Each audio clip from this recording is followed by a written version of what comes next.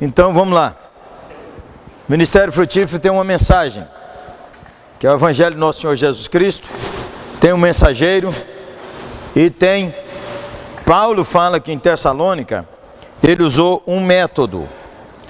O método não significa que o método é igual para todo lugar, mas ele dá 3 dicas de como, a partir do que nós podemos definir um método que pode ser eficaz. Então vamos lá. Diz assim, verso 7. Embora pudéssemos, como enviados de Cristo, exigir a vossa manutenção, todavia nos tornamos carinhosos entre vós, qual ama que acaricia seus filhos. Assim, querendo-vos muito, estamos prontos a oferecer não somente o Evangelho de Deus, mas igualmente a nossa própria vida. Vos recordais, irmãos, do nosso labor e fadiga, como noite e dia labutando para não vivermos a custa de nenhum de vós, vos proclamamos o Evangelho de Deus. E vós sabeis de que maneira, como pai a seus filhos, cada um de nós exortamos, consolamos e admoestamos para viver de modo digno de Deus, que vos chama para o seu reino e glória. O Ministério Frutífero desenvolve métodos que contemplam 3 aspectos, pelo menos. Primeiro, um aspecto que manifesta o acolhimento de mãe, como mãe a seu filho. Paulo diz aqui no verso de número 7, carinhosos como ama, ou no original, como mãe que acaricia o seu filho. O Ministério Frutífero desenvolve um padrão de funcionamento que manifesta acolhimento carinhoso.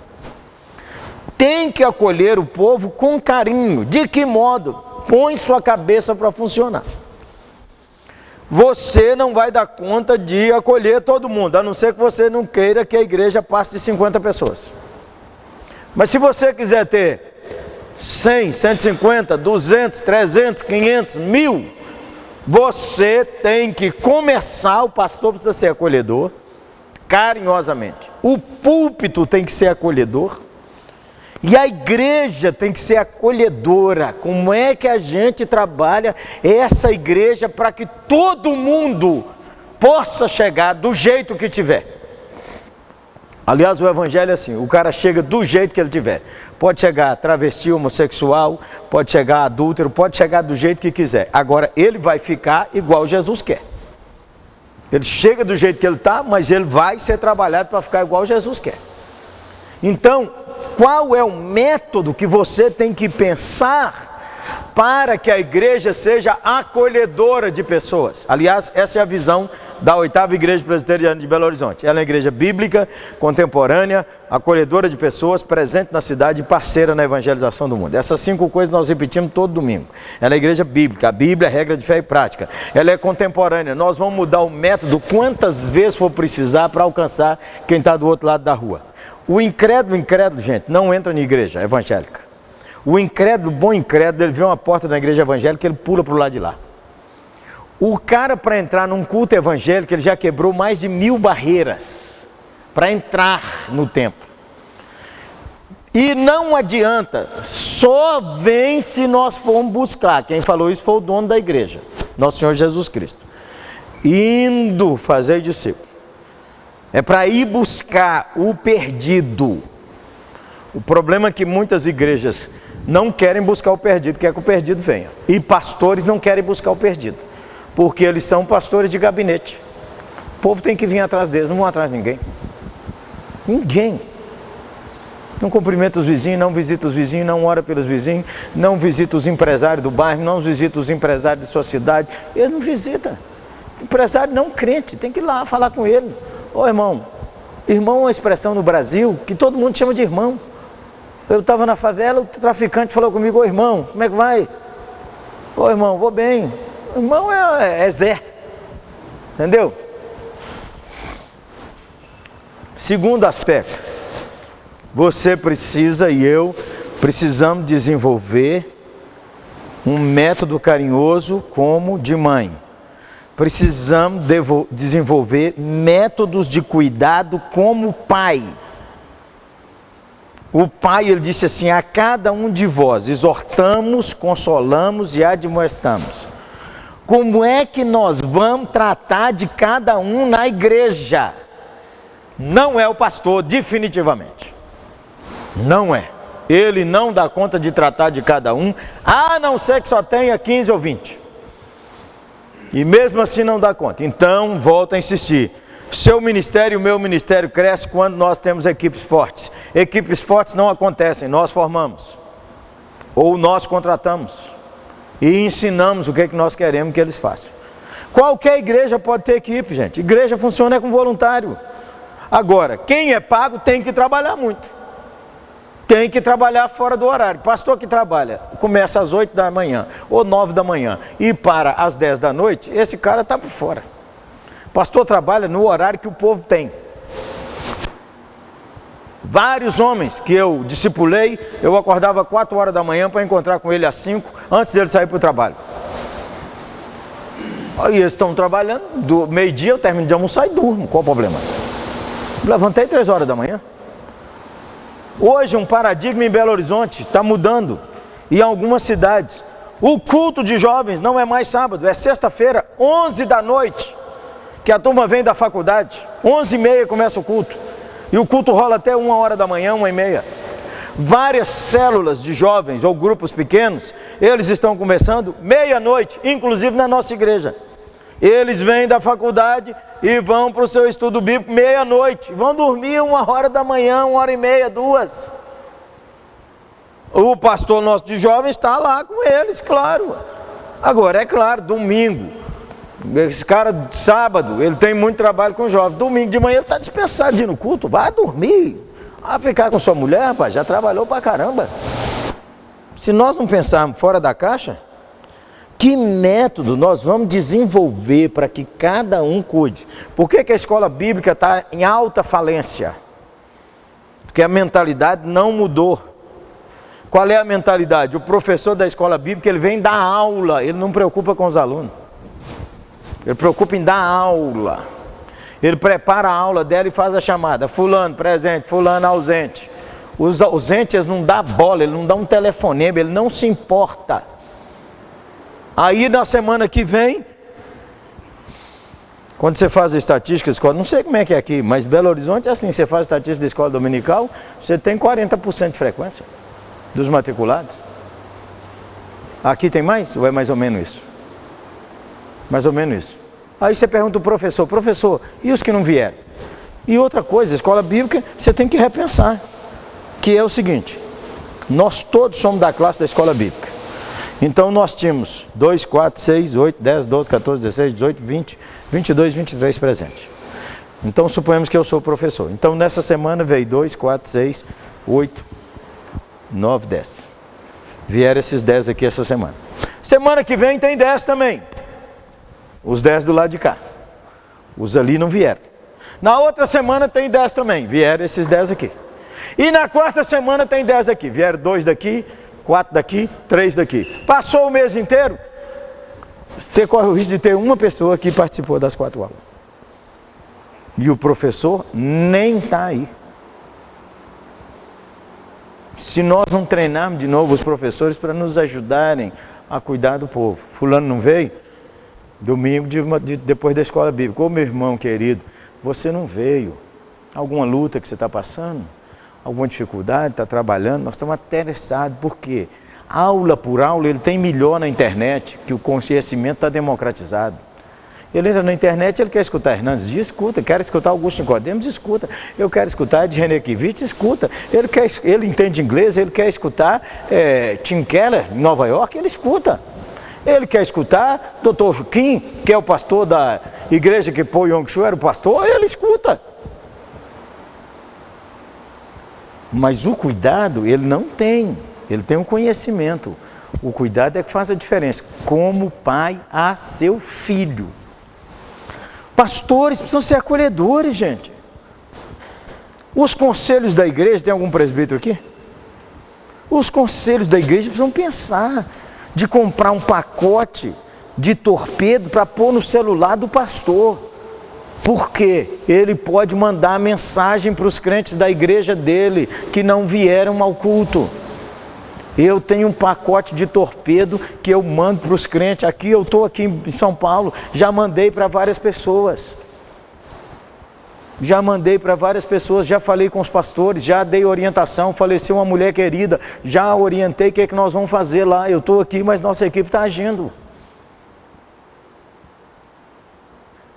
Então tem que pensar como é que cada um é um método. O método não é o seguinte, tem dicas que ajudam a gente a pensar, porque o método muda de acordo com o lugar, de acordo com a época, de acordo com a circunstância, de acordo com a geografia, de acordo com a história. Nem todo método que a oitava faz funcionará aqui, mas os princípios podem desenvolver métodos que nós vamos aprender com vocês como é que faz.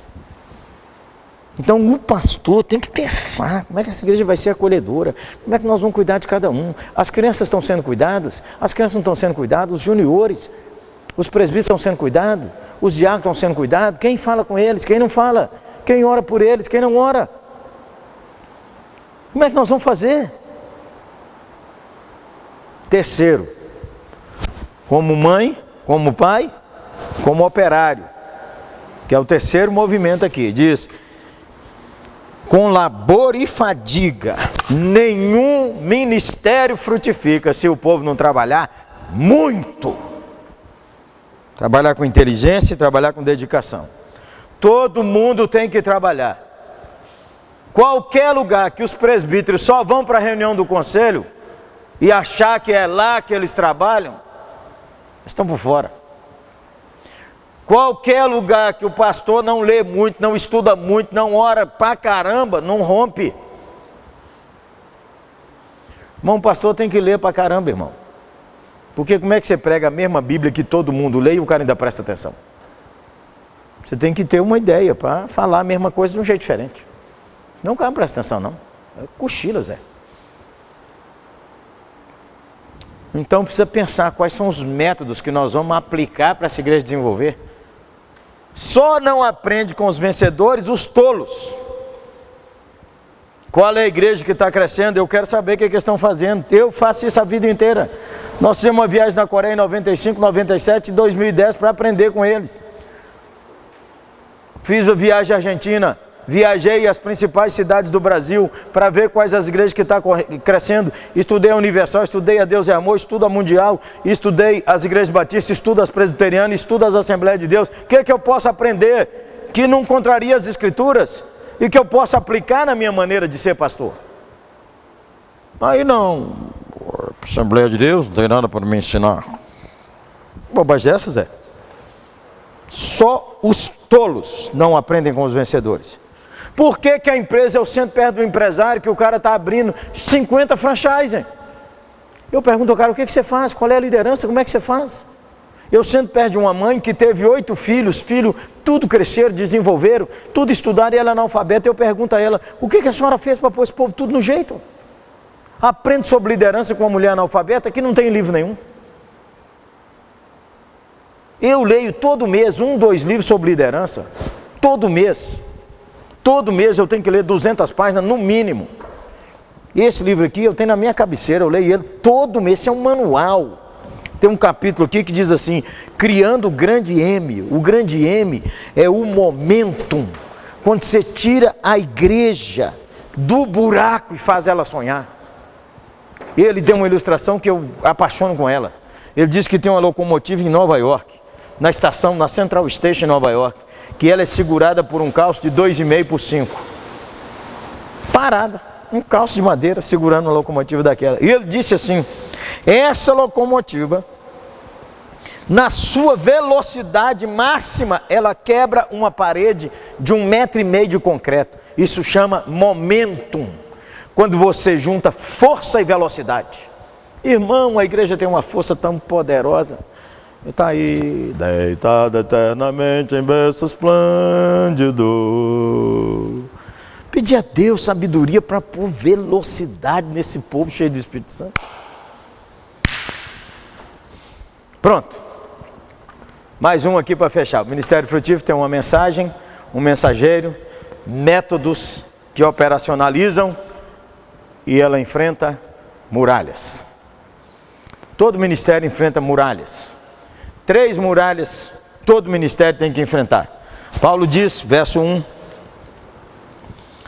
porque vós sabeis pessoalmente que a nossa estada não se tornou infrutífera entre vós, apesar de maltratados em Filipos, tivemos ousada confiança em nosso Deus para vos anunciar o Evangelho em meio a muita luta. Aí já tem 2 muralhas que todos nós temos que enfrentar: as angústias de dentro e as pressões de fora.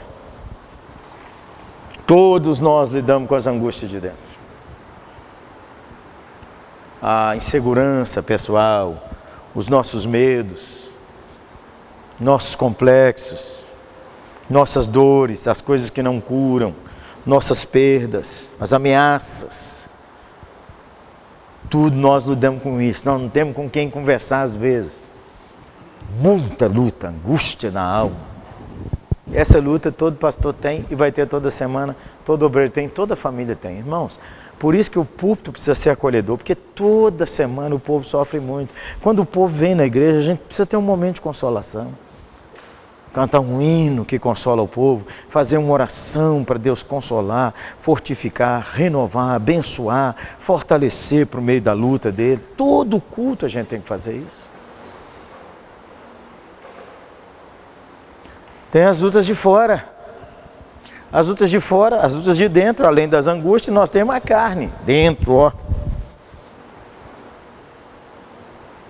As lutas de fora, nós temos as pressões, luta para trabalhar, educação de filho. Pastor, tem 10 igrejas na mesma rua. Tem as grandes igrejas da cidade que o cara mora aqui perto e pega o carro e vai lá. Tem tudo isso. Tem o mundo contra nós, a mentalidade secularizada que toma conta dos crentes. Acabo de receber um telefonema de um amigo aqui, de uma das maiores igrejas de Belo Horizonte, uma igreja que há 6 anos atrás tinha 500 pessoas, hoje tem 7.000. Um motor, um rolo compressor, Deus falou assim, vocês vão crescer e acabou. Alguém está contra aí, levanta a mão. E ele diz, Gerê, nós estamos numa angústia aqui, problema de sexualidade dos casais, pecado de todo lado, você precisa me ajudar, você precisa vir aqui pregar uma palavra sobre esse assunto. Dia 27 de abril, me ajuda, meu irmão. Eu falei, se eu não tiver compromisso nenhum e se eu conseguir desmarcar, eu vou te ajudar. E ele vai me ajudar sempre. Foi com ele que nós aprendemos a fazer retiro evangelístico. Nós fazemos 4 por ano. Nós levamos 50 pessoas que não batizaram, que não converteram ainda, levamos para um retiro evangelístico. E nós temos uma equipe de 25 leigos que cuidam disso. Eu nem vou lá, liderado por um pastor, todo ano, nós ganhamos aí, de cada 50 que nós levamos, nós ganhamos 30. 120 no mínimo por ano, nos retiros evangelísticos, são ganhados ali, ó, sexta, sábado, domingo. Às vezes quem convida paga, às vezes a igreja paga. Nós pedimos bolsa, nós temos que trabalhar enquanto é dia, disse o Senhor Jesus. Que pôr a cabeça para funcionar. Quem nos ensinou? O pastor Paulo Mazzoni. Mandou um pastor dele e uma pastora dele. Eles são batistas, mas ordena pastora. Para nos ajudar. O primeiro retiro, eles que fizeram. Você vai lá, nos ajudando a ganhar almas. No segundo retiro, tiveram e ajudaram, mas não deram muito palpite mais para ver se a gente estava bem. No terceiro retiro, eles falaram, não precisa isso, vocês já aprenderam. Agora nós estamos ensinando outras igrejas a fazer. Nós mandamos nossos pastores para ajudar, para fazer. Quer fazer, nós vamos ajudar. Barreiras de fora. E nós temos uma barreira espiritual grande, está aí, ó. Verso de número 18, quem lê para nós?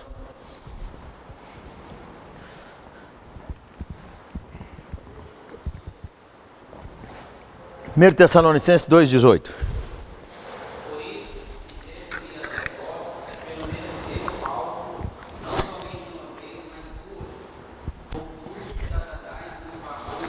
Um texto difícil de entender para mim. Como é que Satanás barrou o caminho de Paulo? Terceira barreira. Nós temos uma barreira interna, a carne e as lutas. Nós temos uma barreira externa, o mundo e as pressões da vida. e nós temos uma barreira espiritual, Satanás e seus demônios. Nós precisamos de aprender a lutar contra as três, senão a igreja não floresce. Senão o nosso ministério não floresce. Cada uma dessas 4 partes, nós poderíamos gastar 3 horas cada manhã estudando. O Evangelho de Deus, a mensagem, o mensageiro, a mensagem, os métodos e as muralhas. Que Deus abençoe os irmãos, que nos conceda fruto para a glória do nome de Jesus. Amém? Vamos orar, irmãos. Senhor, nós te agradecemos a oportunidade de servir o Senhor nessa manhã. Nós oramos por consolação para as famílias da nossa igreja nessa manhã, que o Espírito Santo de Deus acompanhe lá, Helenita, o Lito, todos os seus, e que haja a paz do Senhor naqueles corações. Abençoa os nossos queridos irmãos, pastores e presbíteros, dá um tempo novo em cada uma das igrejas, dá-nos ideias boas, uma maneira de realizar e de operar, que glorifique o nome do Senhor. Enche a gente do Espírito Santo, Senhor, e nos conduza na Tua santa vontade, em nome de Jesus. Amém. Nós temos aí, irmãos, uns 10 minutos, se alguém quiser fazer uma pergunta. Aproveite, pergunte, fale, comente. Se não...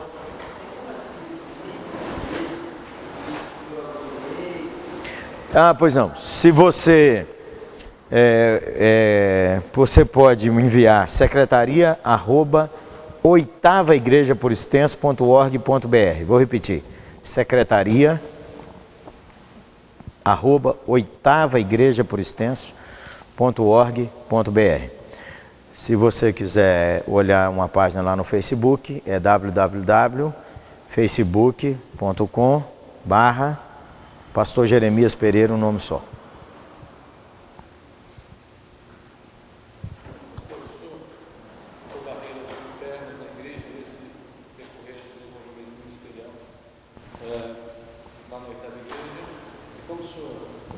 Ok, se a gente enfrentou barreiras internas. Louvado seja Deus que a gente não tem... as barreiras internas que as barreiras internas, quando eu digo internas, elas são do coração. Agora, as barreiras internas, elas podem vir da comunidade e de fora da comunidade, que é as barreiras contra seu ministério, o pastor. A comunidade pode sofrer o fogo amigo, uns irmãos atirando nos outros. O conselho que não apoia o pastor que tem litígio com o conselho. Aquela frase que nós banimos da nossa igreja. No mundo tereis presbíteros, mas tende bom ânimo, eu venci os presbíteros. Essa frase banimos da nossa igreja. Graças a Deus que nós temos presbíteros. Não existe conselho sem presbíteros e não existe conselho sem pastor. Reunião de pastores é reunião de equipe pastoral. Reunião de presbíteros pode ser maracutaia ou então problema para trazer para o pastor. Porque quando os presbíteros reúnem sem o pastor, eles só reúnem se o pastor autoriza. Quando tem honra do pastor naquela igreja. Meu conselho reúne-se em minha presença, com o vice-presidente do conselho, com minha convocação. Eu posso estar aqui, a reunião do conselho terminou, eu posso abrir meu e-mail que ele me manda. Pastorzão, nós decidimos isso aqui, nós não sabemos bem o que fazer porque precisamos da opinião do senhor. Então, nós esperamos o senhor voltar. Então, o que nós tínhamos era, nós não chegamos a ter assim litígio dentro da igreja, mesmo porque quando nós chegamos lá, a igreja estava... nosso pastor chegou em 79, 78, a igreja que tinha começado com 72 pessoas, mais 30 crianças, tinha sido reduzida a 50 pessoas com as crianças. Então, nós começamos um trabalho de restauração da igreja. Ele começou. Quando eu cheguei lá, nós já estávamos aí perto das 100 pessoas. Então, a igreja vem caminhando e crescendo conosco, não é?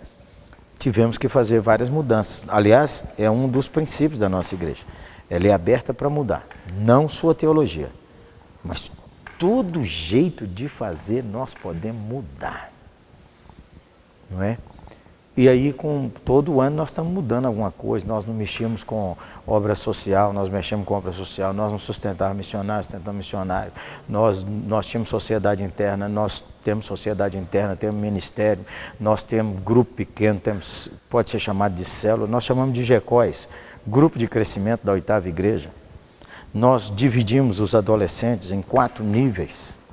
Nós temos os juniores de 9 a 11, nós temos a UPA 2 de 12 a 14, nós temos a UPA 1 de 14 a 18, nós temos os jovens de 18 a 25 e nós temos os jovens adultos de 25 para frente. Nós criamos o Ministério de Casais, aí dentro do Ministério de Casais nós temos o Ministério de Casais, agora nós estamos com 40 casais sem filhos, nós criamos o Ministério de Casais Jovens, nós estamos criando o Ministério de Casais com filhos até 3 anos, que a conversa é outra. Nós temos o Ministério com terceira idade. E agora nós estamos resgatando o trabalho com homens. Nós temos um trabalho exponencial de mulheres, que a minha esposa dirige. Então nós vamos mudando de acordo com o que precisa mudar.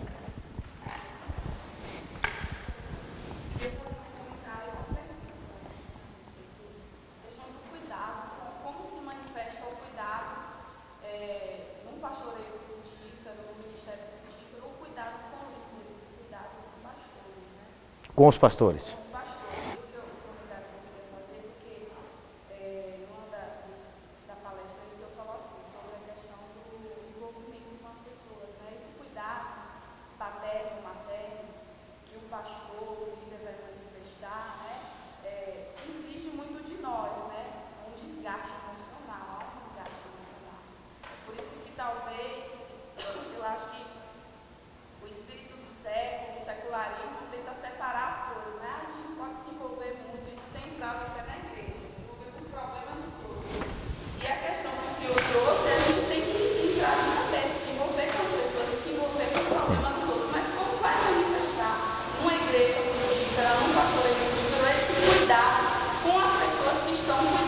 Ok. Bom, nossa igreja era pequena, hoje nossa igreja tem mais de 4.000 membros. Toda igreja que é desse tamanho, ela já foi pequena. Então, nós tínhamos esses encontros regulares com os colegas pastores, para a gente orar com os outros. Nós tínhamos encontro das esposas de pastores. Hoje nossa equipe tem 8 pessoas, pastor de tempo integral. Nós reunimos toda quarta-feira para orar, prestação de contas e etc. Todo mês minha mulher faz uma reunião com as esposas dos pastores. Elas vão, reúnem, oram, conversam, fazem receita junto, saem para passear, papapá, e discute o ministério. Nós, os pastores, almoçamos juntos pelo menos de 2 em 2 meses. Passamos umas 3 horas juntos. Os líderes ministeriais, os pastores reúnem com eles. Os líderes dos grupos pequenos, de 15 em 15 dias nós temos um encontro com eles, o nosso pastor da área tem um encontro com eles. Os líderes, aí nós temos o chefe de 100, chefe de 10, chefe de 10, que encontra com essas pessoas, para nós repartirmos a carga uns dos outros. O cuidado nosso não é exponencial, mas ele está crescendo. Dá, como eu disse, tudo isso dá muito trabalho. Os pastores trabalham muito, de vez em quando, por exemplo, o pastor trabalha muito no feriado, é acampamento, é congresso. Então, o conselho nosso tem a cabeça boa, quer dizer, eu não tenho problema nenhum de dar para um pastor 3 dias de folga, sexta, sábado, domingo, para ele passear com a mulher dele e descansar. Por quê? Ele trabalhou o feriado inteiro, nem dormiu, passou a noite cuidando dos jovens, cuidando dos casais. Pode ir, nem me apareça nessa igreja. Eu viajo, estou aqui a trabalho, não é? Nossa igreja está orando lá por mim. Daqui 2 semanas vou pregar num congresso em Nova York. Vou ficar lá 4 dias à toa passeando com minha mulher. Nosso conselho sabe disso, o senhor tem que ir mesmo. Agora nós trabalhamos muito, tem dia que nós trabalhamos nos 4 horários. Trabalhamos de manhã, de tarde, de noite, de madrugada. Não é? Mas também, se precisar de qualquer dia afundar, vou dormir a tarde inteira, estou nem aí. A vida é dinâmica. Agora, o irmão falou de oposição. Já aconteceu na nossa igreja, o presbítero perguntar: quantas horas o senhor está estudando para pregar? Eu nem respondi. O próprio conselho repreendeu ele. Tem muitos anos que o senhor está aqui nessa igreja. Se o senhor tivesse distribuído seu horário assim, o senhor teria visitado todos os membros. Tem membro da igreja que eu nunca visitei. E eu estou lá há 30 anos. Nunca visitei. E eles estão lá agarrados comigo. Mas isso não significa que ele não tem cuidado. Não significa que ele não está cuidando da família dele, está cuidando da família, não sou eu. Por isso que eu disse, a gente tem que pensar. O cuidado precisa acontecer. Que é o seguinte, quem aqui já precisou de ir no pronto-socorro? Já precisou, não? Eu precisei de ir no pronto-socorro um dia, irmão. Conhecia lá uns 4 médicos. Passou um cara de branco lá, eu falei, doutor fulano está aí? O cara falou, vou olhar para o senhor. Gente, eu estava sentindo dor, fiquei lá 1h30, ninguém apareceu. Passou um cara de branco, eu falei, ô companheiro, me ajuda aqui, põe a mão em mim aqui. Ele falou, não, eu sou do raio-x, não tem problema não, põe a mão em mim aqui. O cara pôs a mão em mim, chegou 4 caras de branco. Ah, o que foi? Não, eu sou do raio-x, o cara está sentindo dor aqui. Aí era 3 médicos. Aprendi uma lição. Quando você está sentindo dor, você não precisa falar com o médico, você tem que ter alguém que entende para te ajudar. Então o cara liga lá e diz, quero falar com o pastor Jeremias. Ah, pede para falar com um dos pastores, ou um dos líderes, ou um dos presbíteros. Não, ou o pastor Jeremias ou ninguém mais. Quanto tempo que ele telefonou? Tem 2 meses. Não tem problema não, gente. Entendeu? Quem tem problema fala com quem ajuda. Agora, meus presbíteros, meus diáconos e meus pastores, e liderança, preferência 1. Entendeu? O pastor ligou aqui para mim agora, fiquei aqui no intervalo ligando para resolver parada com eles. Preferência 1. E minha mulher, 0001.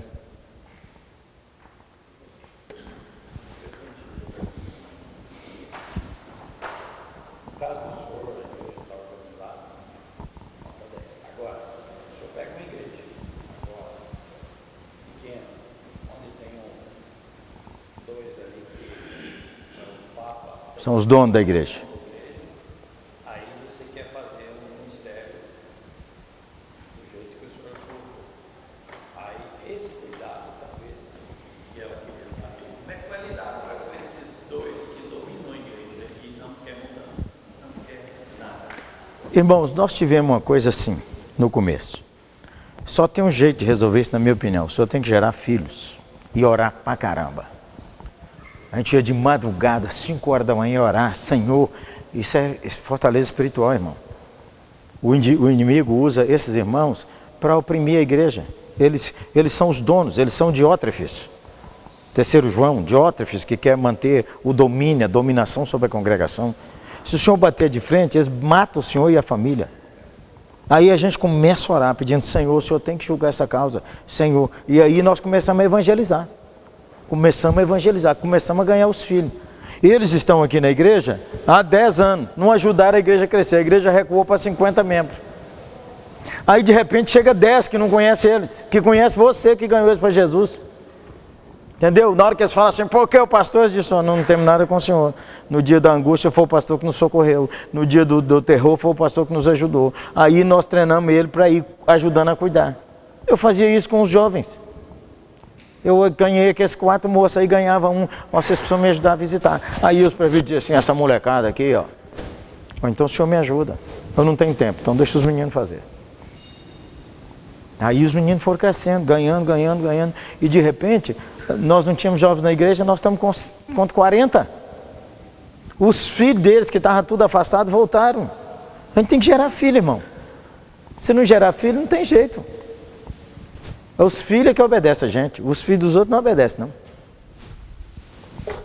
Pronto, irmãos, vamos orar aqui. Nosso pastor querido com a palavra. Não sei se pastor César, pastor Kim. Muito obrigado pela oportunidade, irmãos. Jesus que abençoe os irmãos.